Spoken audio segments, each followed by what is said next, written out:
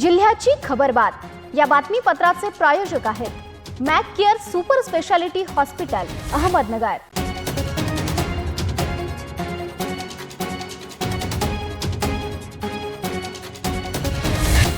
प्रेक्षकांनो नमस्कार, मी निर्जला न्यूज 24 सह्याद्रीमध्ये तुमचे स्वागत। तर पाहूयात अहिल्यानगर जिल्ह्यातील महत्त्वपूर्ण बातम्यांचा आढावा जिल्ह्याची खबरबातमध्ये। अहिल्यानगर तालुक्यातील वाळुंज येथे शेत रस्त्याच्या जुन्या वादातून शेतकऱ्याला मारहाण करून जीवे मारण्याची धमकी देण्यात आल्याची घटना घडली आहे। प्रदीप बाबासाहेब भवर असे जखमी शेतकऱ्याचे नाव आहे। त्यांनी दिलेल्या फिर्यादीवरून अहिल्यानगर तालुका पोलीस ठाण्यात तिघांविरुद्ध गुन्हा दाखल करण्यात आलाय। फिर्यादी प्रदीप भवर हे आपल्या दुचाकीवरून शेताकडे जात होते। यावेळी शेत रस्त्याच्या कारणावरून संशयित आरोपी काशीनाथ मोकाटे, आशा मोकाटे आणि सार्थक मोकाटे यांनी त्यांची गाडी अडवली आणि आरोपींनी संगनमत करून प्रदीप यांना शिवीगाळ केली। त्यानंतर वादाचे रूपांतर हाणामारीत झाले असता आरोपींनी हातातील दगडाने प्रदीप यांच्या डोक्यावर प्रहार केला। पाथर्डी तालुक्यातील चिंचपूर पांगुळ येथे दरोडा टाकणाऱ्या बदाम गँगला स्थानिक गुन्हे शाखेने अवघ्या 48 तासात जेरबंद केले। यामध्ये 6 जणांना अटक करण्यात आली असून त्यांना आश्रय देणाऱ्या गुन्ह्यात आरोपी करून अटक केली आहे। तर त्यांचे 3 साथीदार पसार झाले आहेत। यावेळी 10,71,500 रुपयांचा मुद्देमाल जप्त करण्यात आलाय। अशोक खरात प्रकरणाच्या पार्श्वभूमीवर डॉक्टर सुजय विखे पाटील यांनी स्पष्ट आणि ठाम भूमिका मांडत संपूर्ण घडामोडींवर भाष्य केले। सध्या समोर येणाऱ्या माहितींमुळे प्रकरणाची गंभीरता वाढत असल्याचे त्यांनी सांगितले आणि सत्य बाहेर येणे आवश्यक असल्यावर त्यांनी भर दिलाय। समाजातील सामान्य नागरिकांच्या भावनांशी खेळ करणाऱ्या कोणत्याही प्रकाराला मुळीच सहन केले जाणार नाही असे त्यांनी ठामपणे स्पष्ट केलंय। राज्यात वाढत चाललेल्या महिला, युवती आणि अल्पवयीन मुलींवरील अत्याचाराच्या घटनांच्या पार्श्वभूमीवर कोपरगाव येथे संतापाची लाट उसळली आहे। संगमनेर तालुक्यातील वडगाव पाण येथील विद्यार्थिनीवर शाळेच्या प्रवेशद्वारासमोर अज्ञात व्यक्तींनी ऍसिड हल्ला केल्याच्या घटनेचा, तसेच नाशिक जिल्ह्यातील मालेगाव तालुक्यातील डोंगराळे येथे चिमुरडीवर अत्याचार करून हत्या केल्याच्या घटनेचा तीव्र निषेध व्यक्त करण्यात आलाय। या पार्श्वभूमीवर कोपरगावातील लाड सुवर्णकार मित्र मंडळ व सुवर्णकार भारतीय सेना संस्थान यांच्या वतीने तहसील कार्यालयावर निषेध मोर्चा काढण्यात आला।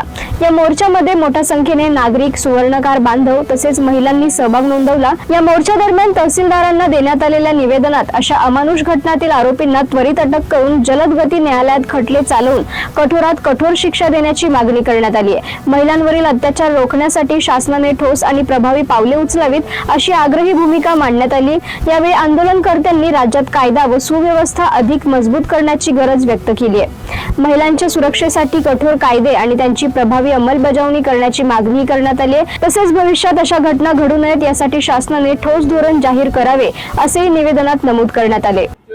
संपूर्ण सुवर्णकार समाज हा महाराष्ट्रात आपला व्यवसाय कायद्याच्या चौकटीत राहून काम करतो। हे हिचं वय एकदम लहान मुलगी आहे, 13 वर्षाची मुलगी, म्हणजे तिचं वय खेळण्याचं, बागडण्याचं, अभ्यास करण्याचं वय असतं। अशा याच्यात एका नराधमाने तिच्यावर ऍसिड हल्ला केला। या ऍसिड हल्ल्याचा ज्या तिच्या शरीराच्या वेदना झाल्या त्या वेदना आमच्या मनापर्यंत पोहोचलेल्या आहेत। आम्ही कोपरगाव तालुक्यातील संपूर्ण सुवर्णकार समाज बरोबर आहोत। अशी कुठलीही मुलगी जिच्यावर कोणी अन्याय करत असेल त्याला प्रशासनाने कठोर पावलं उचलून तातडीने शासन करावं अशी आमची मागणी आहे। कारण जोपर्यंत शासन अशा नराधमांना कठोर शासन करत नाही तोपर्यंत कायद्याची चपराक राहणार नाही। मग कायदा सुव्यवस्थेचा प्रश्न निर्माण होतो। जर कायदा सुव्यवस्थेचा धाक नसेल तर सर्वसामान्य नागरिक आपलं संरक्षण करू शकत नाही अशी आमची आता धारणा होत चाललेली आहे।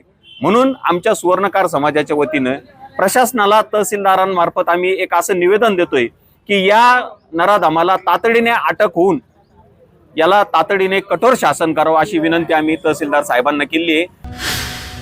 गुरुवारी पुन्हा अवकाळी पावसाने पारनेर, पाथर्डी, कर्जत, श्रीरामपूर, नेवासा, शेवगाव, संगमनेर, राहाता या 8 तालुक्यांना झोडपून काढले। वादळी वाऱ्यासह गारपीट झाल्याने कांदा, मका, गहू, डाळिंब, द्राक्षे, हरभरा, भाजीपाला आदी पिकांचे नुकसान झाले आहे।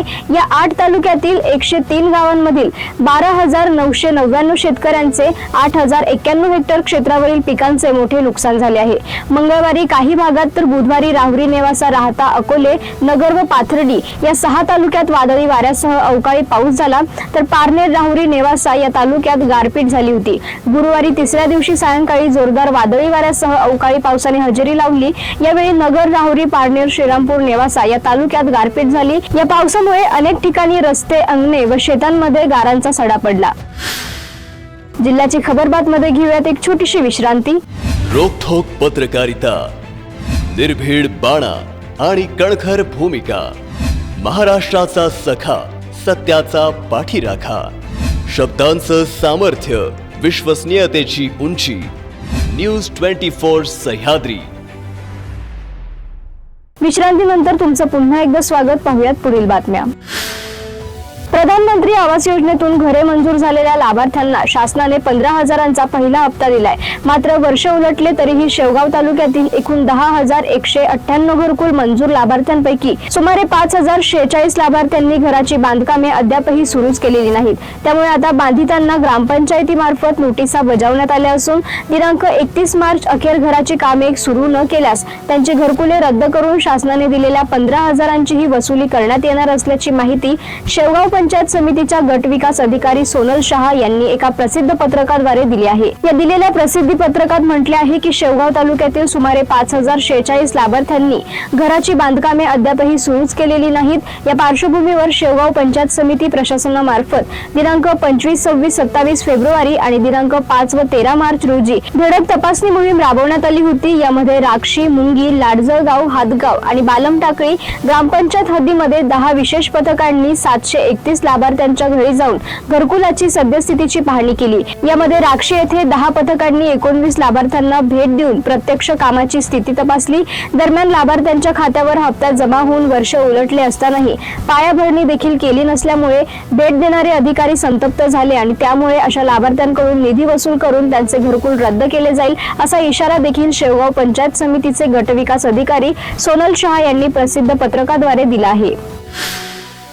भेंडा बसस्थानक परिसरातील स्वागत हॉटेलमध्ये चोरी करणाऱ्या चोरट्यास कारखाना सुरक्षा रक्षकांनी रंगेहात पकडून कुकाना पोलिसांच्या ताब्यात दिले. दिनांक 18 रोजी रात्री चोरट्याने एक्झॉस्ट फॅनच्या खिडकीतून आत शिरून गल्ल्यातील चिल्लर, नोटा, मोबाईल व साहित्य चोरले.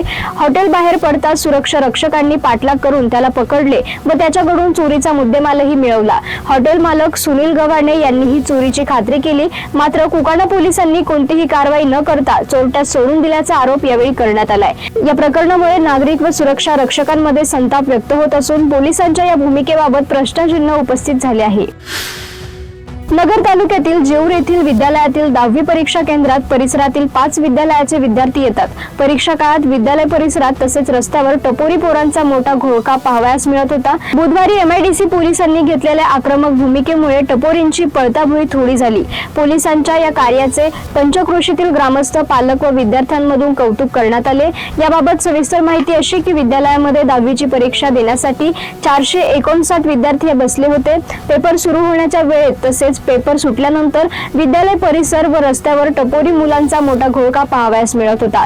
तसेच ढूम स्टाईल दुचाकी चालवणे, विद्यार्थिनींना कट मारणे, अश्लील हावभाव करणे असले प्रकार देखील घडत होते.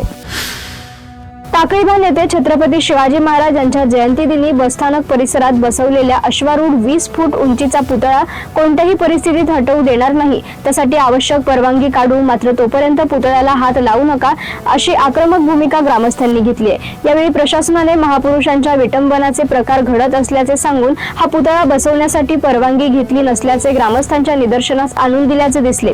त्यामुळे ही बैठक प्रशासन आणि ग्रामस्थांमध्ये वादळी व तितकीच वैचारिक पार पडल्याचे दिसून आले.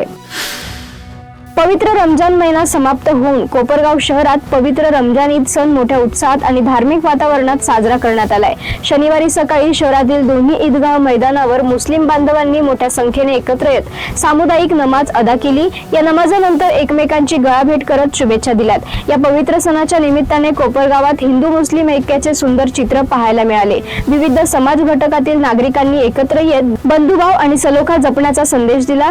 यावेळी कोल्हे सहकारी साखर कारखान्याचे चेअरमन विवेक कोल्हे, नगराध्यक्ष पराग संदान यांच्यासह भारतीय जनता पार्टी तसेच आमदार आशुतोष काळेंच्या मार्गदर्शनाखाली राष्ट्रवादी काँग्रेस पार्टीचे नगरसेवक, पदाधिकारी आणि इतर राजकीय पक्षांचे पदाधिकारी, कार्यकर्ते आणि आजी माजी नगरसेवक मुस्लिम बांधवांना ईदच्या शुभेच्छा देण्यासाठी मोठ्या संख्येने उपस्थित होते.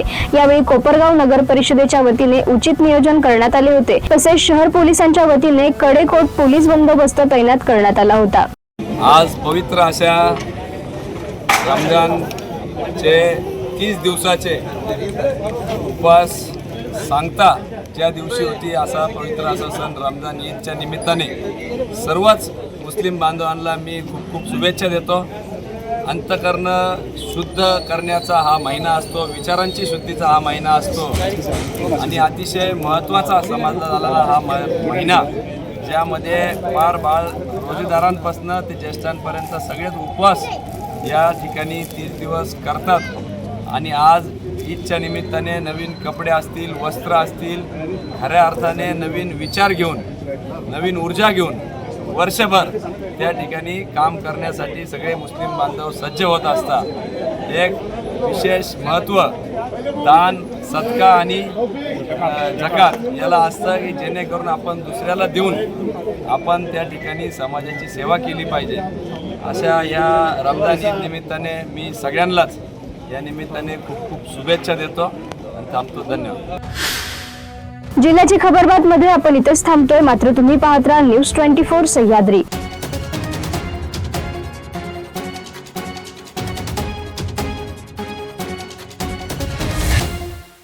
जिल्ह्याची खबरबात या बातमीपत्राचे प्रायोजक होते Mac care super speciality hospital, Ahmednagar.